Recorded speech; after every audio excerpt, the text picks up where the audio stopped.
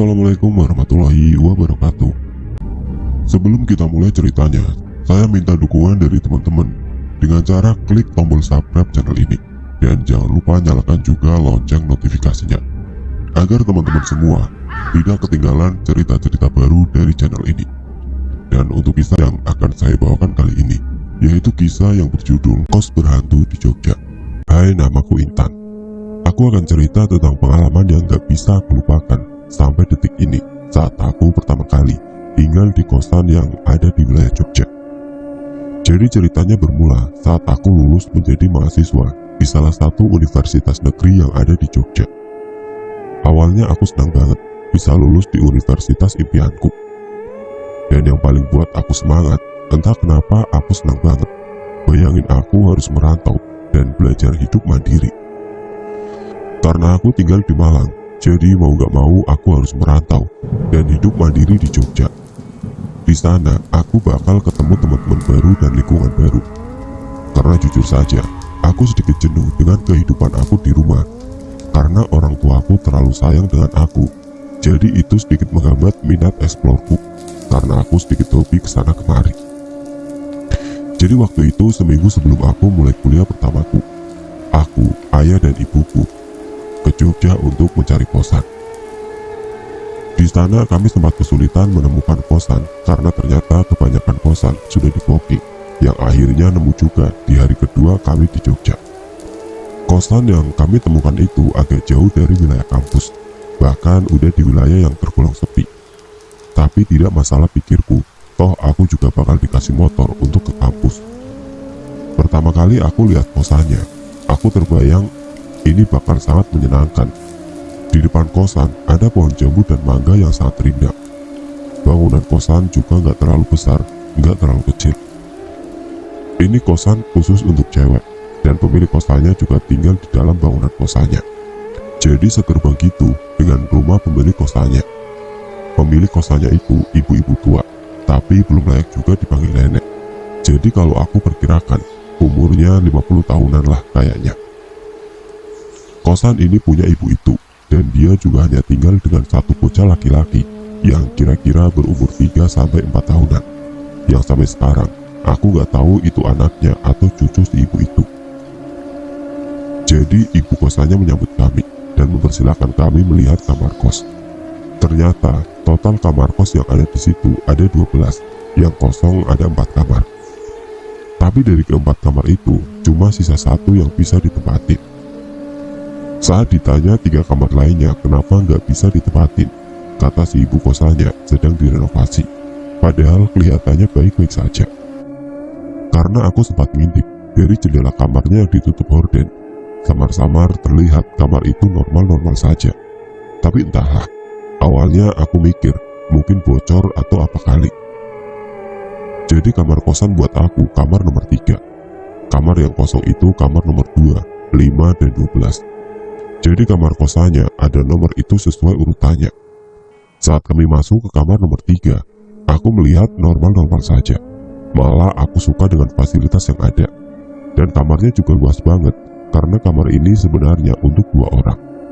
Karena ada 2 ranjang yang bertingkat, tapi di sini aku cuma tinggal sendiri. Tapi yang aku bingung, nggak tahu kenapa awal aku masuk ke kamar itu, rasanya dada aku agak berat.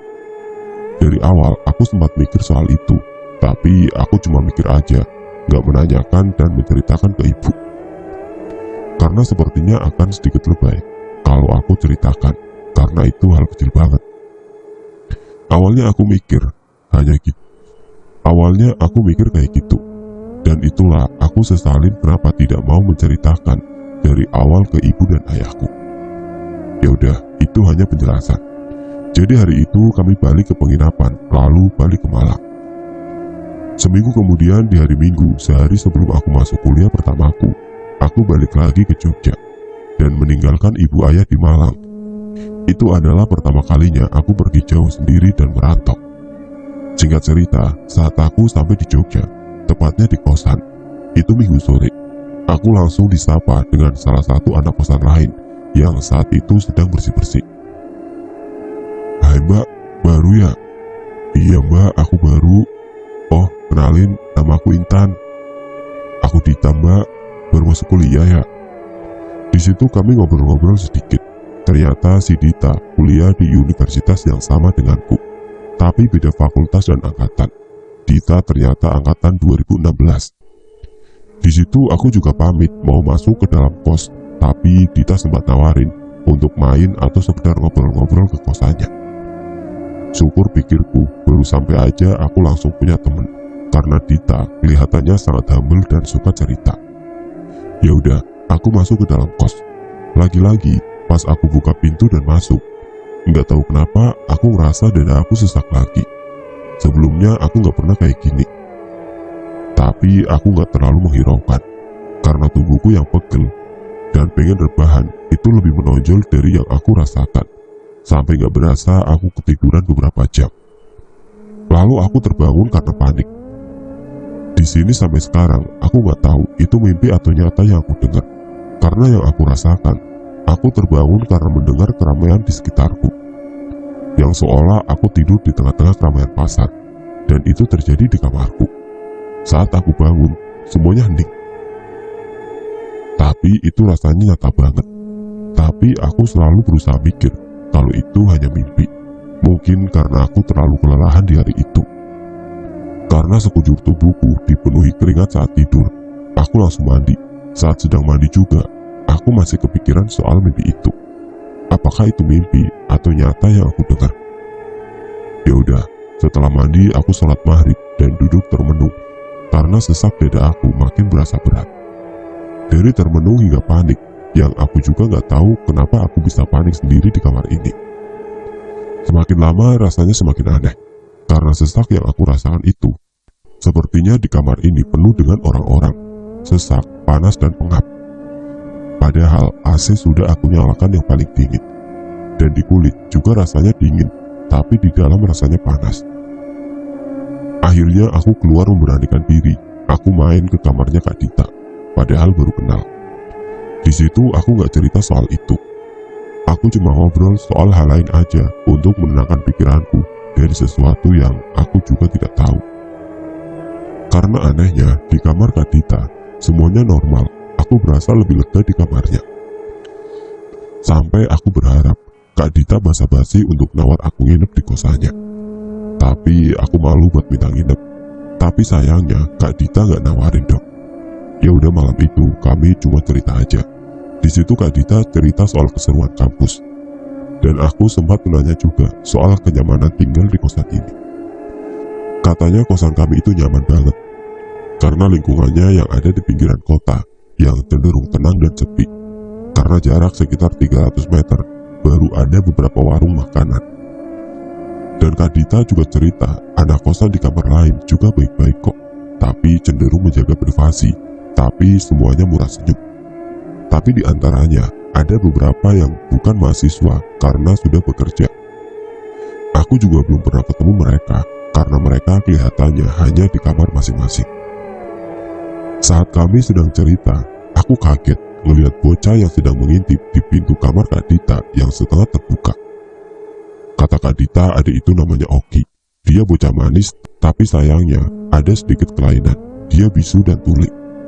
Tapi setelah setahun Kak Dita tinggal di kosan itu, dia juga ternyata nggak tahu di Oki anaknya ibu kos atau cucunya. Karena ibu kosnya sangat dingin dan selalu menghindar untuk berinteraksi dengan mereka. Kalaupun ngobrol, hanya ngobrol yang penting-penting saja. Mungkin karena itu Kak Dita tidak pernah tahu asal-usul si adik Oki yang manis itu. Adik itu juga udah biasa seperti itu. Dia suka ngelihat kita di dalam kamar kalau pintu dibuka, tapi dia takut kalau dikasih kue atau semacamnya. Dia cuma suka ngelihat sambil ngintip aja kok, dan mondar-mandir di halaman kosan, karena rumah ibu kos ada di dalam pagar kosan. Lalu setelah kami ngobrol panjang lebar, waktu juga udah sekitaran jam 22.30, aku balik ke kamar karena emang sudah sedikit ngantuk. Tapi saat aku mau buka pintu kamarku, gak tahu kenapa, selalu perasaan takut dan gelisah itu balik lagi. Tapi aku juga gak tahu, aku gelisah dan panik karena apa. Itulah yang aku rasakan saat hendak mau buka pintu dan masuk. Tapi apa boleh buat, Kak Dita tidak menawar aku nginap. Aku gak berani untuk menerobos privasi orang lain. Jadi aku masuk ke kamar, dan lagi-lagi perlahan dada aku sesak dan semakin sesak. Aku duduk di ranjang sambil merenungkan, kenapa aku tidak nyaman di sini, padahal baru sehari tinggal di sini. Ya udah, aku melawan rasa aneh itu dan aku mencoba tidur. Tapi sebelum tidur, aku main HP sekedar ngeliat aktivitas di Instagram aja, untuk sedikit menenangkan rasa aneh yang aku rasakan. Saat aku mulai sedikit tenang, sambil megang HP, aku pun hampir tertidur. Tiba-tiba, cekrek, bunyi gagang pintu kamarku yang buat aku kaget, karena seperti ada yang mau membuka pintu. Di sini aku diam dan bingung, mikir itu apa dan siapa. Aku coba manggil Kak Dita, mungkin aja Kak Dita yang mau masuk. Kak Dita, kakak di situ. Gak ada jawaban sama sekali. Di sini aku udah mikir yang aneh-aneh, jadi aku gak berani buat ngecek. Tapi aku cuma diam, bingung dan mikir sambil ketakutan. Dada aku masih berat dan panas, tapi ujung kakiku rasanya dingin. Aku juga bingung dan gak tahu kenapa rasanya aneh begini.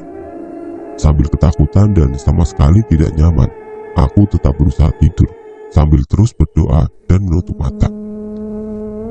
Hingga aku sadar terbangun, mendengar suara motor yang ternyata suara teman-teman lain yang sedang manasin motor, karena mau berangkat ke kampus, karena jam sudah menunjukkan hampir jam 7 pagi. Aku buru-buru mandi siap-siap untuk ke kampus.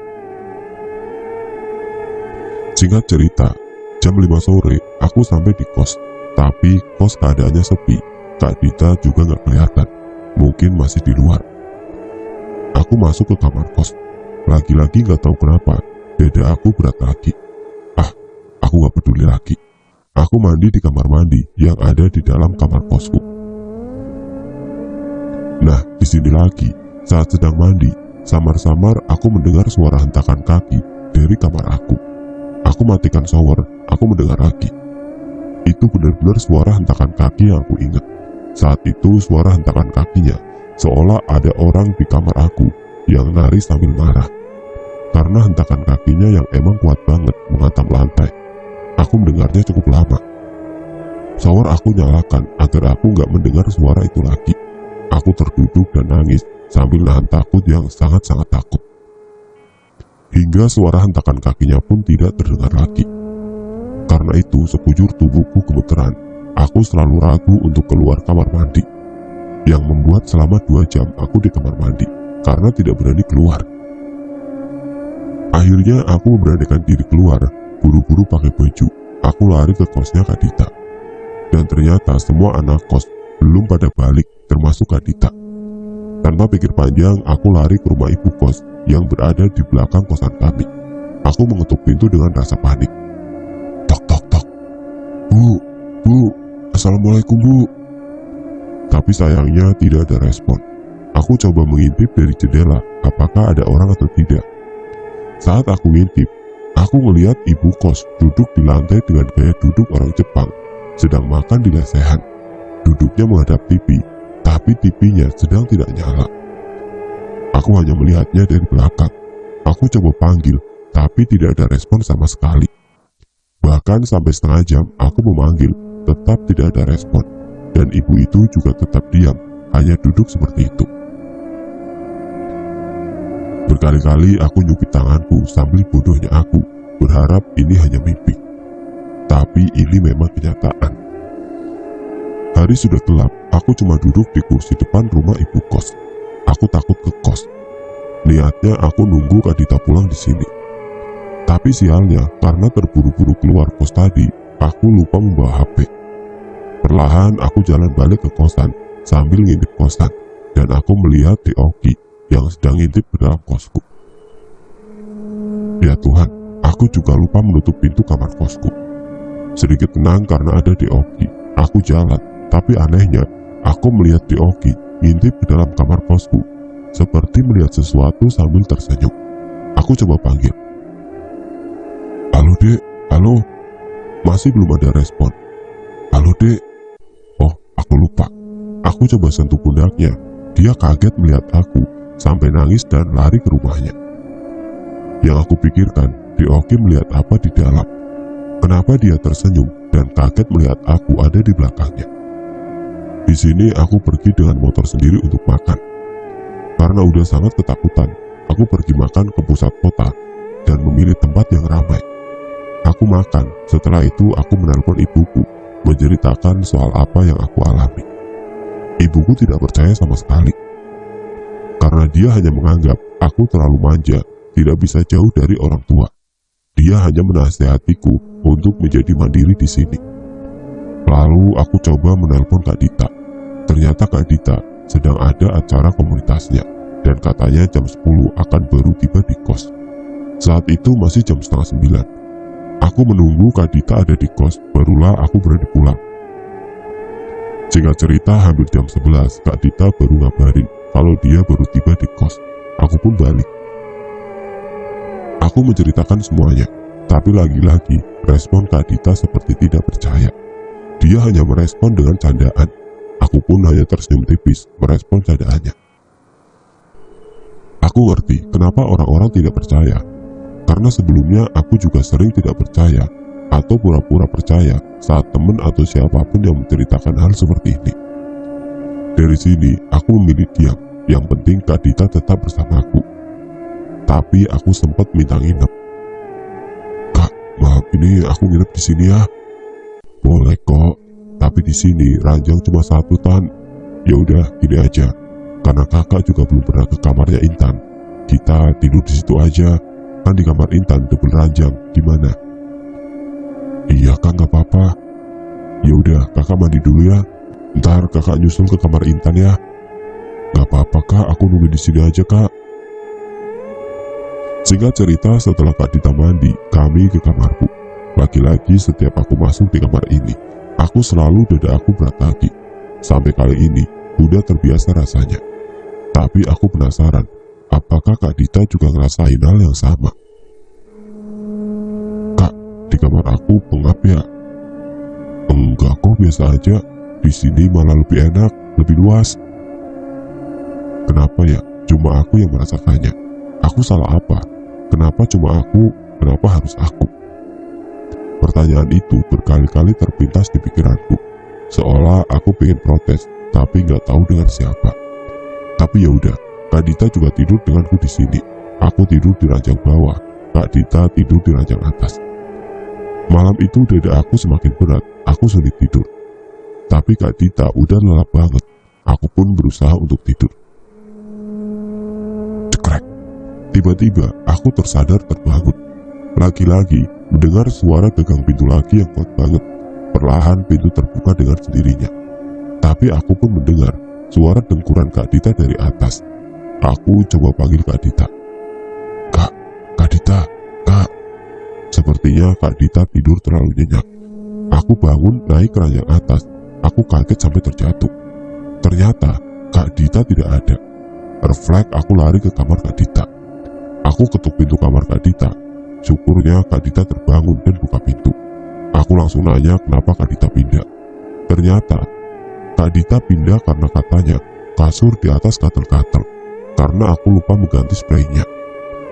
Itu memang spray dari kosan yang udah lama banget. Lalu Kak Dita pun nawarin aku buat tidur di kamarnya aja. Meskipun tidur hanya di lantai, rasanya jauh lebih lega tidur di sini. Pagi aku dibangunin Kak Dita. Singkat cerita, aku ke kampus. Selama di kampus, aku berkali-kali nelpon dengan ibuku untuk minta pindah kosan.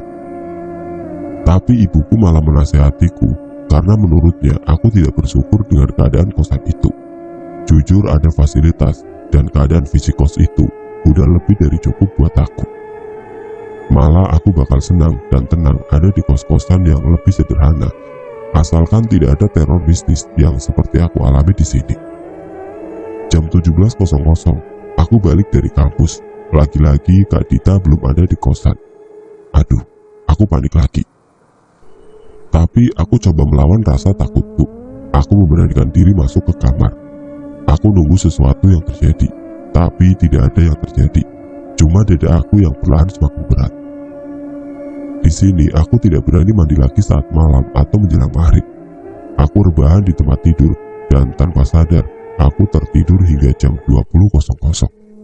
Aku bangun, siap-siap untuk sholat. Setelah itu aku termenung, mikir gimana caranya orang tuaku mengizinkan aku pindah dari sini. Aku coba telepon lagi, tapi tetap tidak diizinkan. Aku mulai mikir untuk pindah secara diam-diam aja. Syukurnya aku punya sedikit tabungan yang cukup untuk membayar kosan beberapa bulan. Saat itu pikiran aku sudah bulat untuk mencari kosan. Aku coba nyari kosan yang ada di Jogja via online. Saat sedang sibuk dengan laptopku nyari kosan, yang itu aku duduk di ranjang sambil maku laptop. Aku ngerasain kayak orang yang bolak-balik di dalam kamarku, dan itu berasa rame banget. Tapi aku nggak lihat apapun, nggak dengar apapun di situ. Tapi bener-bener aku ngerasain kayak ada hawa orang lain. Ini rasanya bener-bener aneh. Kalau kalian nggak tahu gimana rasanya, kalian bayangin kalau kalian sedang ada di satu ruangan dengan orang ramai, tapi semua orangnya diam, gak bergerak dan gak bersuara, dan kalian tutup mata. Pasti kalian gak ngelihat wujudnya dan gak dengar pergerakannya kan? Tapi pasti ada semacam indera kalian yang bisa ngerasain ada orang lain di dekat kalian kan? Gitulah kira-kira rasanya. Padahal itu kamar kosku yang cuma aku sendiri. Nah, saking rasa ramenya, dada aku semakin berat. Ini persis banget yang kayak di hari pertama aku rasain. Beratnya gak kayak berat biasanya, tapi jauh lebih berat, panas dan pengap. Tapi anehnya, di kulit rasanya dingin banget, terutama di ujung kaki. Sampai sekarang aku masih merinding. Sampai sekarang aku masih merinding ingat rasa aneh ini. Dan aku masih bingung, gak tahu kenapa bisa. Lalu saat itu aku menghubungi salah satu teman baru aku di kampus, namanya Felin. Padahal baru kenal tadi siang. Aku coba nelfon Felin, minta nginep di kosannya. Dengan ada suara yang sedikit ragu, Felin mengiyakan permintaanku. Aku pun buru-buru siapin semua barang-barang aku, membawa semua barang aku, berharap ini malam terakhirku di sini. Padahal saat itu aku masih belum nemu juga kosan baru. Saat sedang siap-siap, aku dengar suara pintu kamar Kak Dita dibuka. Oh, pas banget. Sekalian keluar, aku mau pamit juga dengan Kak Dita. Dan mau makasih sebesar-besarnya udah nemenin aku semalam. Setelah siap-siap dan akan keluar kamar aku gak bisa dibuka. Di sini aku panik sepanik-paniknya. Aku paksa tarik gagang pintunya, tapi benar-benar gak bisa. Aku gak bisa berpikir secara jernih. Aku teriak dari dalam, berharap Kak Dita dengar. Aku teriak-teriak, benar-benar sekuat tenaga, karena aku panik banget. Tapi Kak Dita gak dengar, padahal dia sedang nyapu teras kamarnya. Aku mukul-mukul jendela tetap gak kedengeran. Aku nangis di sini, dan dada aku sesak banget. Hingga di sini aku baru tersadar betapa bodohnya aku. Enggak menghubungi Kak Dita melalui telepon. Entahlah, mungkin karena aku emang tidak bisa berpikir secara jernih saat itu. Syukurnya Kak Dita angkat telepon dan langsung ke kamarku. Ternyata aku terkunci dari luar. Tapi sampai sekarang aku nggak tahu siapa yang kunci dan gimana bisa terkunci. Logikanya, kalau terkunci harusnya aku dengar saat di dalam kamar, karena suara klik kuncinya lumayan kencang. Tapi ini sama sekali aku nggak dengar suara kliknya. Dan yang lebih anehnya lagi, kenapa Kak Dita bisa nggak dengar aku saat teriak? Padahal aku dengar suara pintunya terbuka dari dalam. Logikanya, harusnya dia dengar juga suara dari dalam kamarku. Tapi saat itu Kak Dita buka pintu, dia kaget kenapa aku bisa terkurung. Saat itu suara aku sudah serak, nyaris nggak ada. Aku nangis dan sekujur tubuhku berkeringat. Kak Dita langsung memeluk aku. Mungkin saat itu pelukan itu sangat berarti buat aku. Aku butuh benar-benar tempat berlindung. Lalu aku pamit dengan Kak Dita untuk pindahan kosan malam itu juga.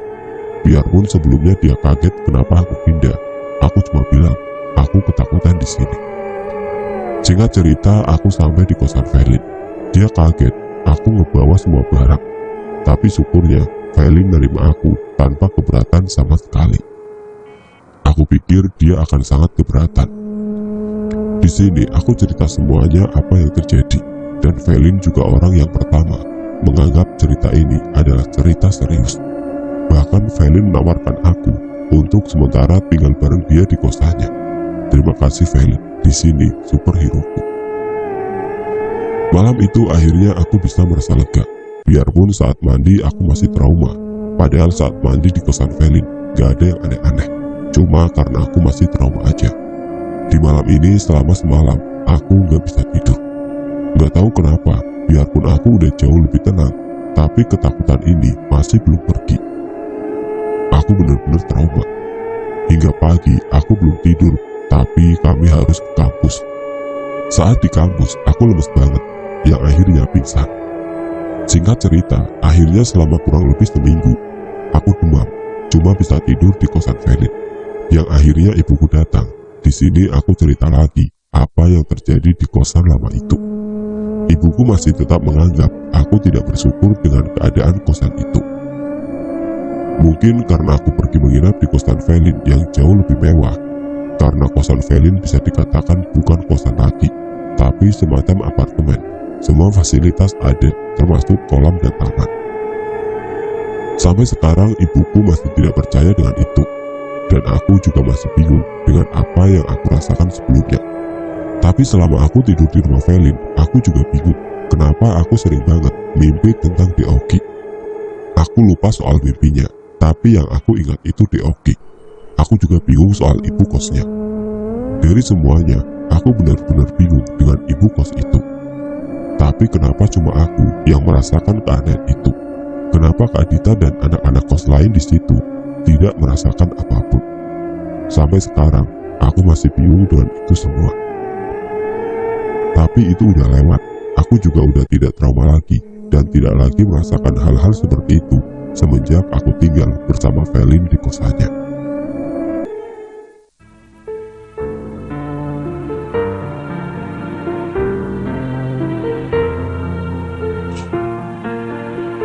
Oke teman-teman, seperti itulah akhir dari kisah ini. Bagaimana menurut kalian tentang kisah ini?